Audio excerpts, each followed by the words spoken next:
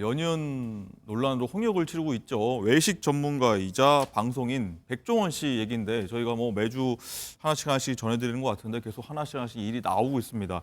윤정 기자, 일단은 백 대표가 이끄는 더본코리아가 이번엔 중국산 매주로 만든 된장을 만들어서 또 여기에 논란이 일고 있어요.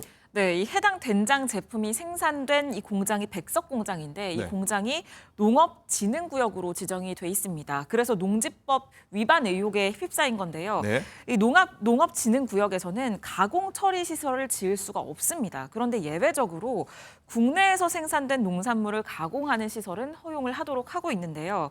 따라서 수입산 원료를 사용해서는 어떤 가공물을 만들면 안 되는데 네. 그런데 이 백석 공장에서 생산이 된 된장 제품의 성분표를 보면요. 수입 원료가 다수 포함된 걸 확인을 할 수가 있습니다. 네. 된장의 주성분인 계량 메주 된장이 중국산이고요. 그리고 또 대두와 밀가루 역시 미국과 호주 등에서 수입된 원료들이었습니다. 이걸 위반한 경우에는 농지법 제59조에 따라서 5년 이하의 징역, 5천만 원 이하의 벌금에 처해지게 됩니다. 그렇군요.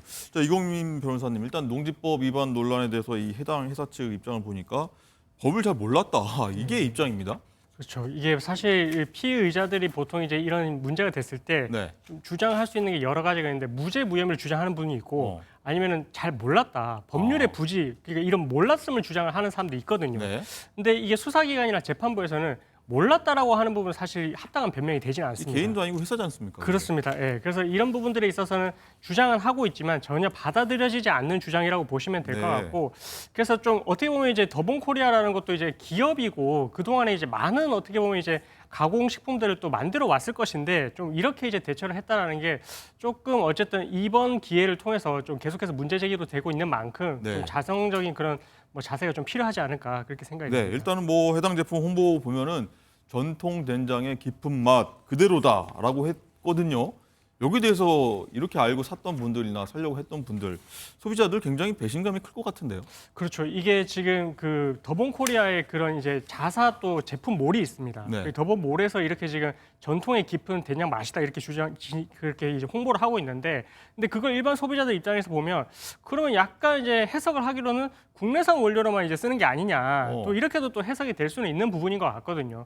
그래서 이게 만약에 정말로 그게 소비자들한테 뭐 현혹을 주는 부분이 좀 주된 부분이었다면 뭐 사기로도 볼 수는 있는데, 뭐 근데 해외 깊은 맛이니까. 그렇습니다. 예. 근데 그렇지만 뭐 이 더본코리아 입장에서는 뭐 그런 재료뿐만 아니라 뭐 만드는 가공하는 그런 과정, 그런 기법 이런 부분에 있어서 전통적인 그런 방법이 들어갔다. 이렇게 본다면 뭐 이게 사기까지는 이르지는 않을 수는 있지만 네. 그래도 이런 식으로 이제 홍보를 하는 입장에서는 소비자들 입장에서는 그동안 이제 백종원 씨에 대해서 그동안 이제 뭐 쌓아둔 이미지가 그렇죠. 뭐 재래시장을 이제 홍보를 하고 살리려는 그런 노력까지 더해져서 이제 이미지가 올라가 있었는데, 그러면 더 믿고 살 수밖에 없는 그런 입장이다 보니까 앞으로는 조금 이런 원재료에 대해서도 좀 미리 좀 잘 고지를 하셔야 될 것 같고, 네. 제품을 파실 때에도 조금 소비자들이 더욱더 구체적으로 좀 확인을 할 수 있도록 그런 조치가 좀 필요할 것 같습니다. 네, 어쨌든 말씀하신 것처럼 백종원이라는 브랜드가 있는데 이미지 타격이 좀 불가피해 보인다.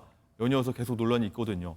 윤정 기자, 일단은 백종원 리스크 때문에 해당 회사 주가도 조금 떨어지고 있다. 이런 얘기도 들려요.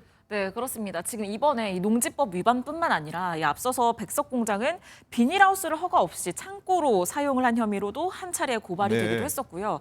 또 저희도 전해드렸었지만 이 백종원 더본코리아 산하 프랜차이즈 연돈 불가체에서 이 만드는 감귤 맥주가 이 실제 감귤 함량이 매우 적었다는 아주 내용. 적었다. 감귤 네. 맛 맥주였다. 그리고 햄 제품 역시 돼지고기 함량이 문제가 됐었습니다. 이렇게 연이어서 논란이 잇따르다 보니까 지금 굉장히 주가가 크게 떨어지고 있다고 하는데요.